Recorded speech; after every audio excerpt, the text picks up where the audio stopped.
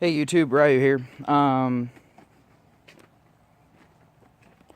go ahead and finish up the conversation for the video that's actually uploading right now. I'm just gonna make this a part 2 of it.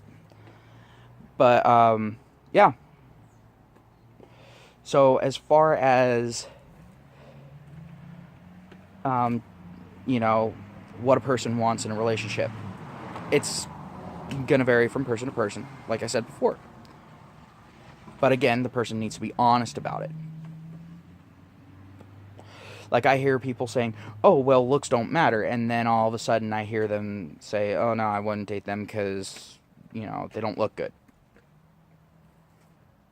Really?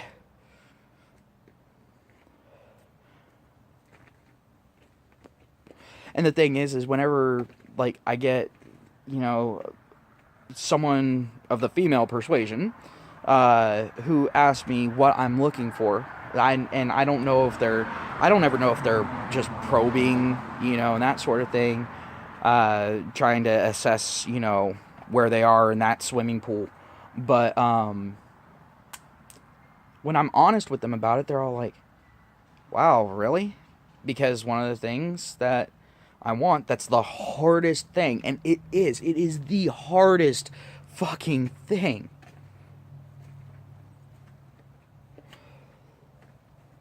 One of the things is it actually has to do with sex. Sex is a very important aspect to me. In fact, it's exceedingly important. She has to actually have a fairly high libido, but she needs to have it in check at the same time, just like I do. I have my libido in check. Um, I mean, hell, I'll go ahead and bring up my ex again. Me and her, we were having sex fairly regularly. And then all of a sudden, sex went down the tubes. Well, the thing is I actually was working with one woman who was trying her damnedest. All right, I actually went to a party that she was holding at her place. She was only inviting, coworkers and that sort of thing. I think there was like 2 people that weren't coworkers that were there, but they were close friends of hers. So all right, whatever. Um, but there was alcohol going. My ex was actually down visiting her family because I couldn't get the time off. I went to the party after work, and then I had work in the morning. So it's not like I just decided not to go with my ex because I wanted to go to a party. But she was down visiting her family. I'm up here, I'm at this party, and I told her that I was going to the party. She was completely fine with it. There was no animosity whatsoever. And then this coworker of mine, knowing that I was in a relationship, but also knowing that the relationship was on the rocks, was sitting there and trying her damnedest to get me interested in her. And the thing is if I was single, I would have been interested in her from the start. But the thing is because I was in a committed relationship, I just kept sloughing it off. I'm like, no, no, no. I never let her get me alone in a room. If I noticed that people were starting to clear out of a room, I followed the group to make sure that I was never alone with her. I wanted to make absolutely certain that nothing could be said. And this was back before I became completely untrusting. Alright? This was just me going, no, this is to preserve my relationship so that there's no question of it later. Because me being accused of cheating is one of the fastest ways to fucking piss me off. I may be willing and capable of doing a lot of things. Cheating is not one of them. I'm one of those people, I would rather take a cyanide pill than go ahead and actually cheat. But that's because I know the emotional pain that it brings. I know how deep those scars run just from one time of it happening. And if it's happened multiple times to someone, those scars just get deeper and deeper and deeper, and they're never going to heal. Or if they do heal, it takes a very long time. We're talking decades. But here's the thing. I had that opportunity, and I was not exactly happy in my relationship at that point. A lot of people were telling me, oh, well, you should have done it. You should have done it. I mean, look, she ended up cheating on you anyway. You should have done it. I'm all like, yeah, hindsight's always 20/20. But the thing is even knowing that my ex was going to cheat on me, I wouldn't have cheated on her there. I would have broke up with my ex and taken the opportunity. But I wouldn't cheat.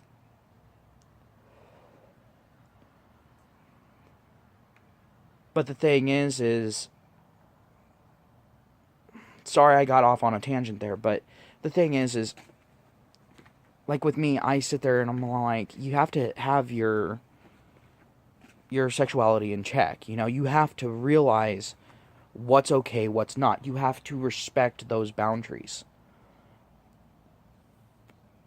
Like, if someone's single and they go to a strip club, whatever. I don't care if you end up fucking the stripper back in the VIP room. Whatever, that's on you. But the thing is you should never need to go to a strip club when you're in a relationship. This was actually a very big point of contention between me and my ex. And it was one of the things that made me hold back on that ring. I was all like, because I sat there, I'm like, look, as far as a bachelor party, I'm not going to a strip club. I'm not going to have a stripper. If a stripper shows up, I'm out of there. I will fucking leave.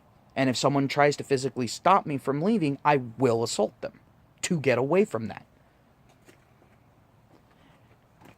And then my ex said something that was very, very stupid for her to say, because it gave me a very glaring view into her personality.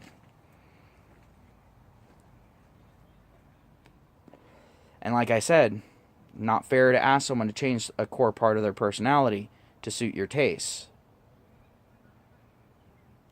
But she sat there and she actually tried to make the argument that strip clubs aren't a sexual thing. Right there, I actually called her out on the spot. I'm all like, don't fucking lie. I'm all like, I don't care if you're a man or a woman. You don't go to a strip club to just hang out. For it to not be a sexual thing. You cannot tell me that there's no sexual thrill there. Mm-mm. And at that point, you know, women are always, you know, so pissy. I mean, hell, there was even an episode on Roseanne where Dan didn't actually cheat. But the thing is he was, you know, hanging out with this one chick. He didn't tell Roseanne about it and that sort of thing. She ended up finding out about it, and then she sat there and she said, well, you didn't physically cheat with her, you just used my body to do it. Well, guess what? Guys feel that same fucking way. And I'm one of the guys that does feel that way, and I'm not afraid to fucking admit it. I mean, at that point, it's a fucking problem. I mean, you know, you hear people, you know, talking about their partner, you know, yelling out the wrong name during sex. You know, and that sort of thing. I'm all like, at that point, yeah, you're mentally, at the very least, cheating on the person, probably emotionally. So yeah, you are in the wrong, and your partner has every right to be livid with you. They have every right to fucking leave you on the spot there.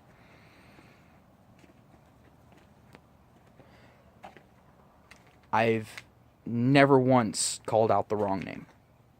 Never once, because I'm always focused on the person that I'm with. I'm not thinking about something else going on. Not unless I am fucking pissed. But I'm sitting there and, you know, doing my job as a man. But, again, it's one of those things of, It's me walking the walk. You know, it's me sitting there and, you know, even if I'm not in the fucking mood for it, I'm still taking care of my partner's needs. So when a woman sits there and goes, I'm not just a sexual object, it's all like, no, you're not just a sexual object, but that is part of what comprises you in a relationship. You both sexually objectify each other. That is a thing, and it's not meant to be a negative fucking thing. It's only negative once you make it negative. Your partner being physically interested in you is a good thing. Just saying.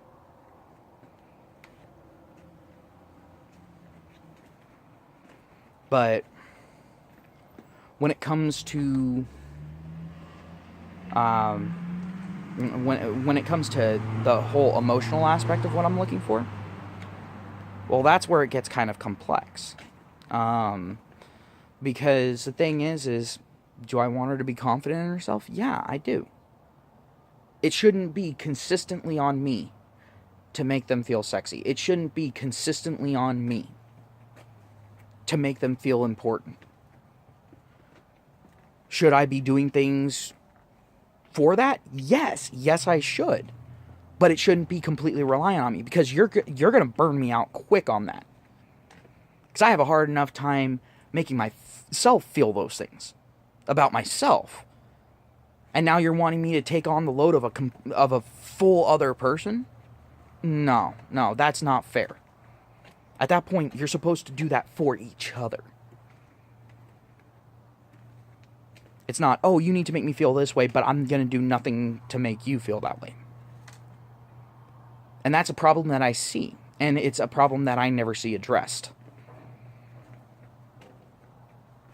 Or it ends up in the infinite loop of, well, you don't make me feel that way, why should I make you feel that way? Well, you don't make me feel that way, so why should I make you feel that way? And just back and forth, back and forth, back and forth. And they never come to that logical conclusion of, well, maybe we're both in the wrong here. Maybe we both should be doing this.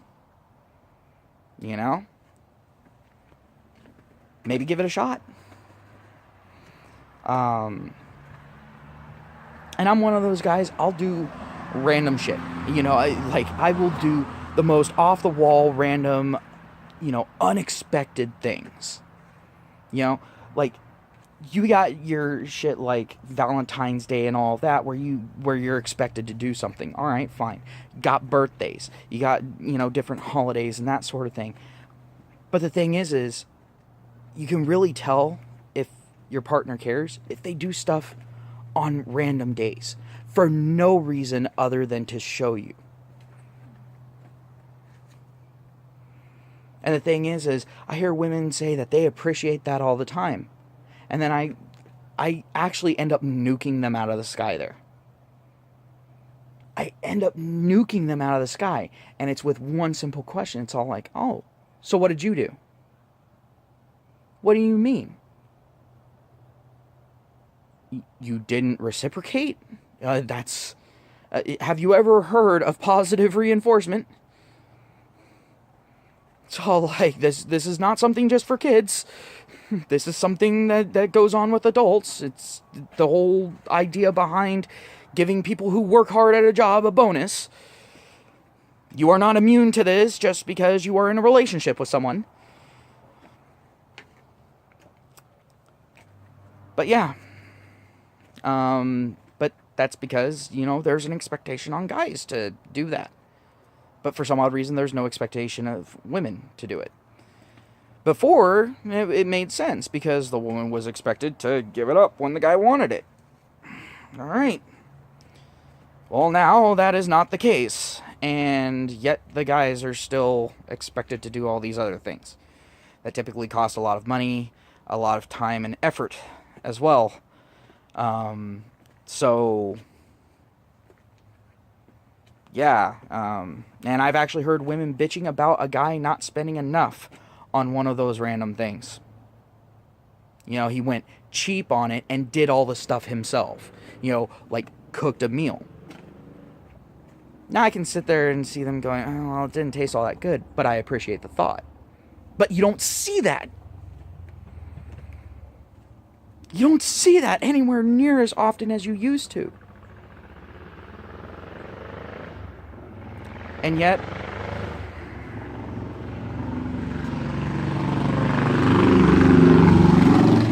that is the exact same bike that went by before. What the fuck? Alright, sorry. But, you know, it's funny because usually it's the people that bitch about that sort of thing that then will sit there and talk smack about their significant other, saying that their significant other feels entitled to something. It's all like, you're sitting there and bitching about them doing something randomly nice for you to make you feel important, to make you feel wanted, to make you feel loved, because they didn't spend enough on it, even though they spent their time, which is something that can't be refunded. And now you're telling me that they are privileged.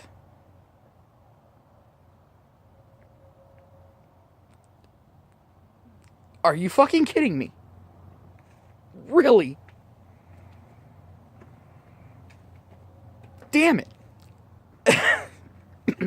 The level of stupidity that happens there. And yes, I do physically grimace when I'm sitting there and bringing this up, when I am playing the part of Captain Obvious.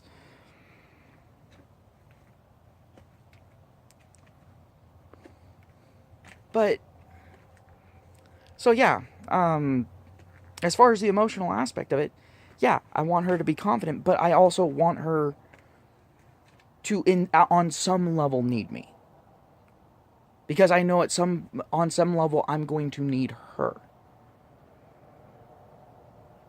At least emotionally. Maybe not physically.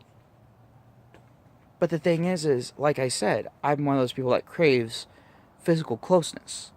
So, I'm one of those guys. I like to hug. I like to cuddle. I like to be close. So, if she's constantly pushing me away, unless I smell bad, you know, at which point, alright, fine, I understand that. But the thing is if she's constantly pushing me away, constantly keeping me at arm's length, then eventually I'm going to stop trying to get that closeness, and you're going to have a disconnect. And the woman then sits there and goes, well, you always were trying to hug me, you were always trying to cuddle up to me, why are you so distant now? And it's like, because you pushed me away. Literally physically pushed me away. But then also at the same time, you were emotionally pushing me away. And now you expect, now that your whims are telling you that you want to be close, that now I need to just ignore all of that and just get the fuck over it? No. At this point, now you need to show me that this is going to be a consistent thing. You made me work for it, and you gave me no payout. So now it's time for you to work for it and show me that you're actually willing to take that step forward.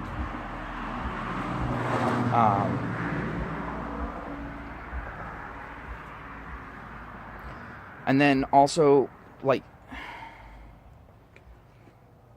I said, I like to be playful. I like to go out and just do random shit.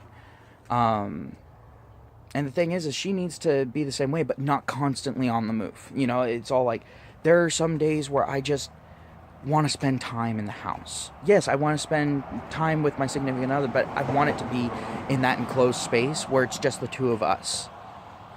You know, a lot of people are like, well, you can still go out and have places where it's just the two of you. It's all like, yeah, but there's a lot of random shit that can fucking happen. And sometimes I just don't want to sit there and drive for half an hour or go or have to walk for, 30 minutes, to get somewhere secluded for us and that sort of thing. Sometimes I just want to, bundle up inside and just enjoy each other's company there. And you can enjoy each other's company watching a movie, again, through physical closeness. You can watch a movie, and it doesn't have to be a chick flick, it doesn't have to be a romantic movie, it can be an action movie, it can be whatever. But the thing is at that point you're spending time together, you're getting that physical closeness, you're getting that physical bond. And the thing is stuff like that doesn't always have to end up in sex either. You know, it can just be the two of you cuddling for a few hours.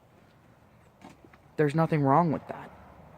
There's nothing wrong getting that physical connection.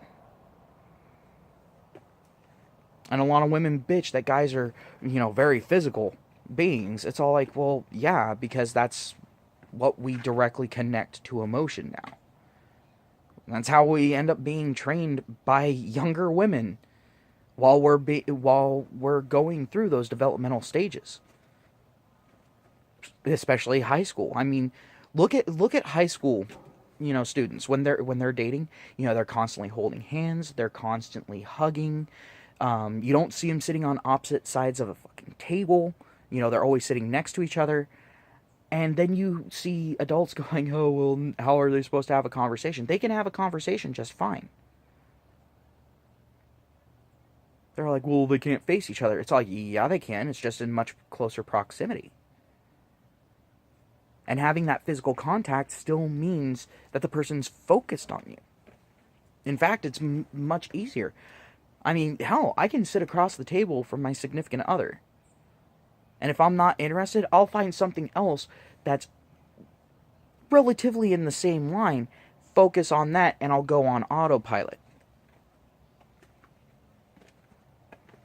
However, if I'm physically touching the other person, they're going to instantly know as soon as I stop listening, because my touch is going to either become repetitive or it's going to slack. See how that works? That physical aspect is a part of us as humans. I mean, if you're one of those people that believes in evolution, then, look at primates. Look at how they interact. It stands to reason that that is something that we have. And if you're a creationist, again, physical closeness is a thing, and you see it throughout the animal kingdom. We are not different from that. I mean, hell, you notice this with babies. They crave that physical closeness. It doesn't just vanish. And the thing is that creates an emotional bond. Like, women always kind of look sideways at a guy, like, if he wants to just lay there and cuddle. Like, even if it's naked in bed, but it not end up being a sexual thing. Like, I actually had a couple of friends in high school. We were not romantically interested in each other. We were not sexually interested in each other. We were literally interested in each other as just friends. But we would go out, we would go camping, and, when we would go ahead, we'd end up in separate tents, we'd be talking, and then one of us would end up going over to the other person's tent because we got sick and tired of talking through fucking tents. And then we would end up sleeping in the same tent, and suddenly it's in the same sleeping bag. Nothing sexual happened. No sexual tension, nothing. But then all of a sudden, for a while, we were hanging out with each other consistently. And again, no relationship. Neither one of us wanted a relationship with the other one other than the friendship. And I know that a lot of people find that completely and totally odd. Especially with two people of opposite genders.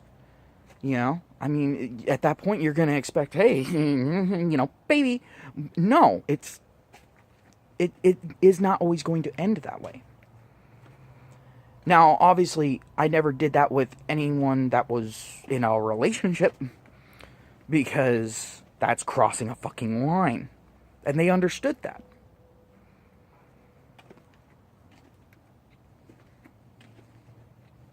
But the thing is I need someone that understands how to create those bonds and how to maintain them. Because I'm tired of all the work being put onto me for it. That's not fair.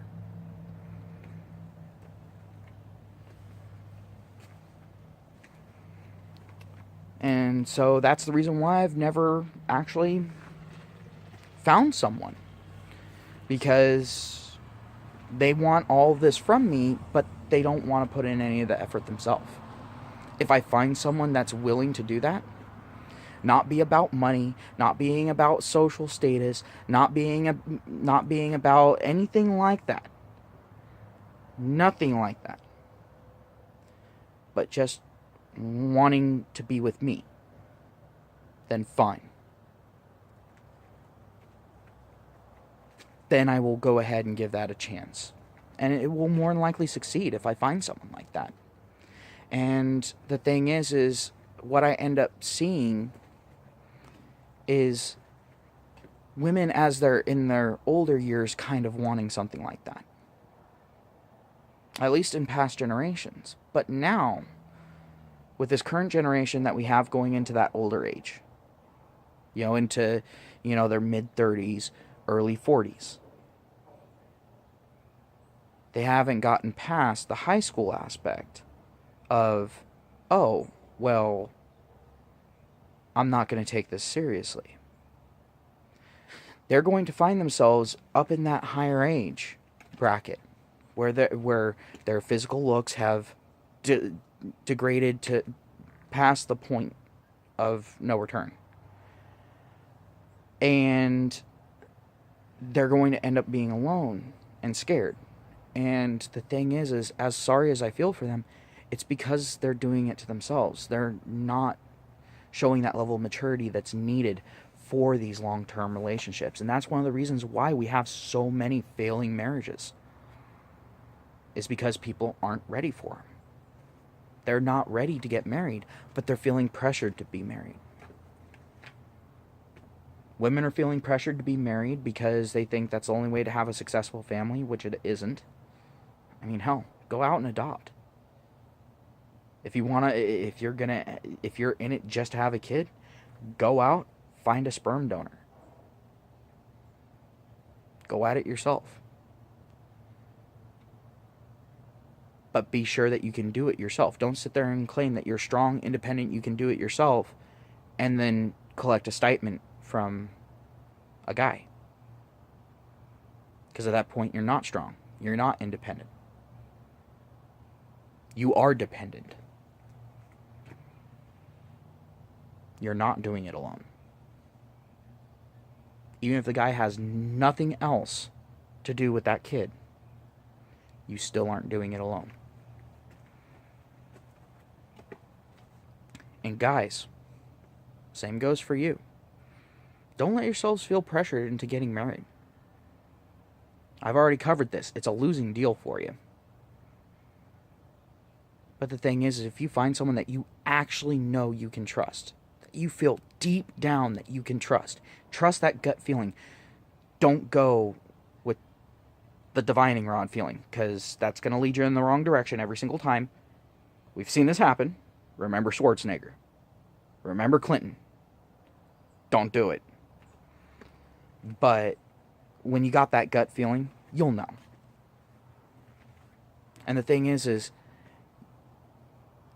date the person for a few years. And the thing is if you're still feeling that same way that you did on that first date, the butterflies, the racing heartbeat from time to time. And it's not necessarily the first date, but like your first times for things, like the first date, the first time you kissed, the first time you hugged, the first time you stayed over at each other's house, whatever. If you still have all that and you're like 2 or 3 years down the road, the person hasn't done anything to hurt you. They've done everything, even when they don't think that you're watching, that most other people would take the opportunity to try to pull one over on you, but they don't do it. That's when you know you have someone that you can be with. If you're constantly wanting to be with that person, they're constantly wanting to be with you. I'm not saying, you never fight, because that's too much to expect.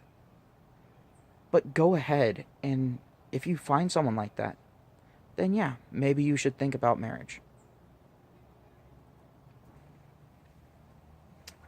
But just make sure that you have that emotional connection to where the two of you actually basically complete each other. And I know that that's very rhetorical, but I mean it's true. If you feel that you can't live without each other, then more than likely you're right. So go ahead and do that. But make sure to keep up the effort even once the ring's there. And that's for both of you, men and women.